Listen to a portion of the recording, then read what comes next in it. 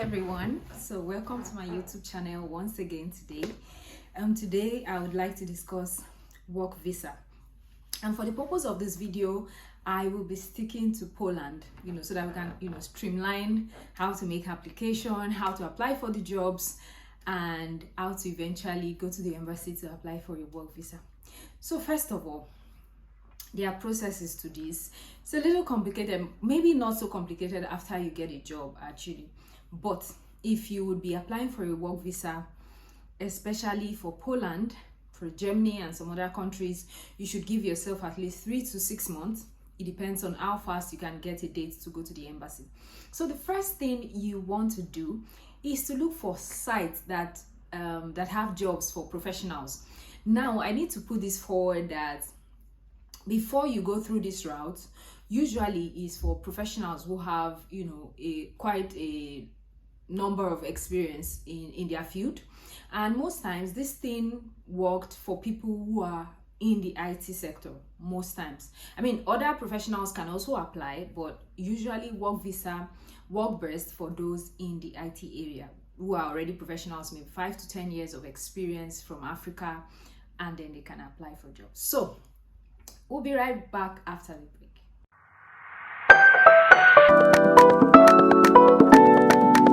Welcome back.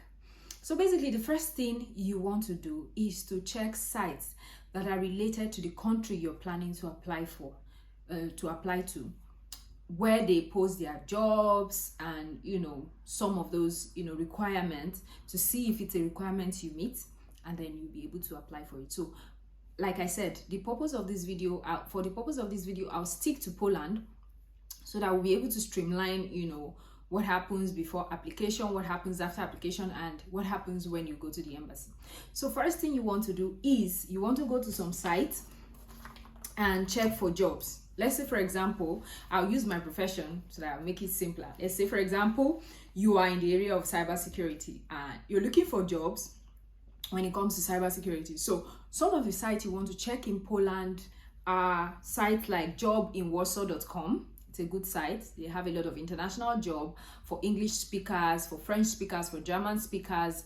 If you're from the Francophone country, you can also, look into jobs. There are even tags to languages if you speak, Spanish, Portuguese, and the rest like that. So jobsinwarsaw.com. So the second one you want to look into is careersinpoland.com.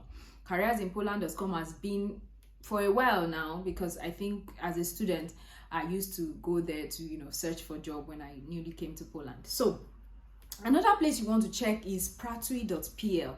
Pracuj is pracuj.pl.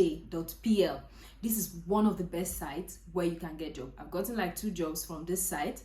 This is one of the best sites, especially for developers, for IT jobs, testers and the rest.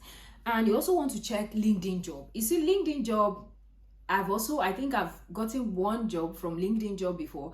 It's very important. It gives you a lot of good filters where you can, filter by your range of, experience, the companies you're looking to apply to. If you have some companies in mind, for example, let's say you want to get into maybe BNY Mellon, into EY, you can always filter in Linkedln Jobs.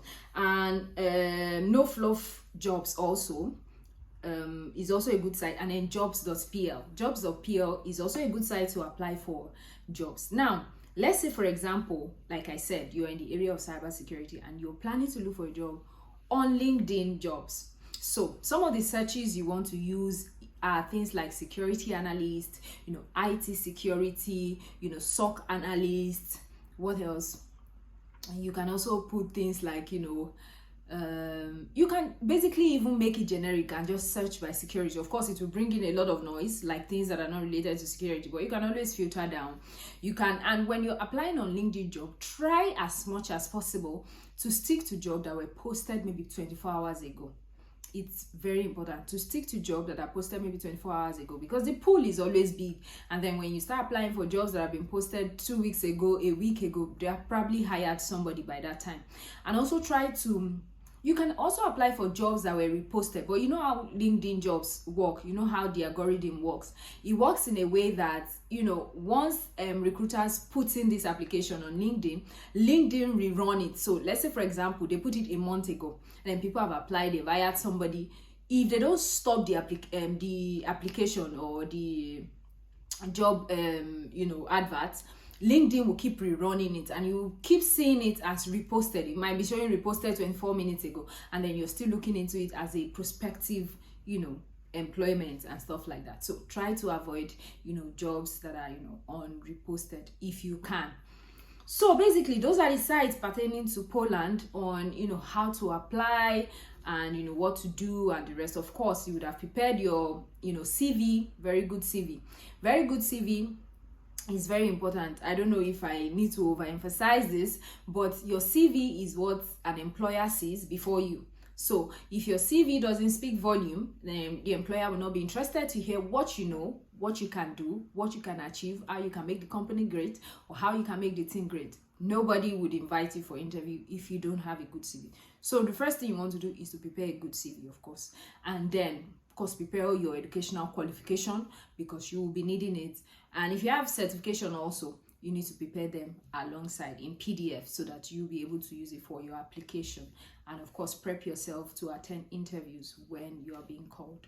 And of course, try as much as possible, don't lie about your location on your CV, so that the first point of contact, the recruiter or the employer, already knows that you're domiciled in Ghana, you're domiciled in Nigeria, you're domiciled in Gabon, before they invite you for interview. So that's basically it on sites to apply for. Now let's go to work, what the work visa entails. So let's say, for example, you have been employed by an employer in Poland, and you've been given your work permit. So work permit is like a document that the employer usually prepare from here. It takes a while. Sometimes it takes them, a month, 2 months, 3 months for them to be able to prepare a work permit, because they have to go through some procedures, like, we can't find somebody to fit into this role in Poland. That's why we're bringing somebody from abroad. So they had to go through that procedure of publishing the job on the national or on the city-wide portal for them to look for someone, and then after 2 weeks they will issue them document that we can't find somebody. So this document is part of the document they will use to apply for work permits for you. Now when you get your work permit, you need to look for a date at the embassy. You need to look for a date at the embassy for a national visa, visa D, but in relation to work. Now visa D in relation to work. Now these are some of the documents they will be asking you for. They will ask you for this work permit. They will definitely ask you for it. Without it, you can't even apply for a work visa. They will ask you for information from your employer, any information that your employer has sent to you with the package of the document. They will ask for them. They will ask you for evidence of contact with the employer. Let's say, for example, when you guys are having interview, we had emails back to back. You can print those emails as evidence of contact from the employer. They would also ask you for evidence of education, because work visa is usually for people who have some level of qualification. They will definitely ask you for education, evidence of education. And because, of course, they don't expect somebody who doesn't have a bachelor's or something like that. I mean, it's possible, because some people have like 10 years of experience even without their degree, if you can prove it. But definitely they will ask you for evidence of education. They will ask you for accommodation. So that means before you come to Poland, you must have secured a place that you will be living when you come to Poland. They will ask you for this, and definitely they will ask you about your family situation. If you're married, they will ask for the marriage certificate. If you're not married, they will ask for your birth certificate. So basically that is majorly all that has to do with work visa.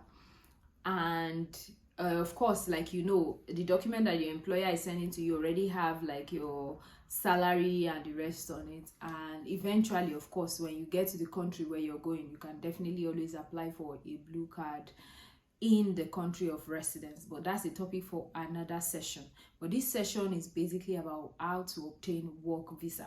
Currently, the state of the embassy at Abuja for Polish embassy is not really like seamless, because there's issues with dates. So if you have a work visa, just prepare your mind. If you have a work permit rather, just prepare your mind that you might be waiting for long in order to get a date to go apply for your work visa. So thank you for listening. I wish you all the best. See you next time.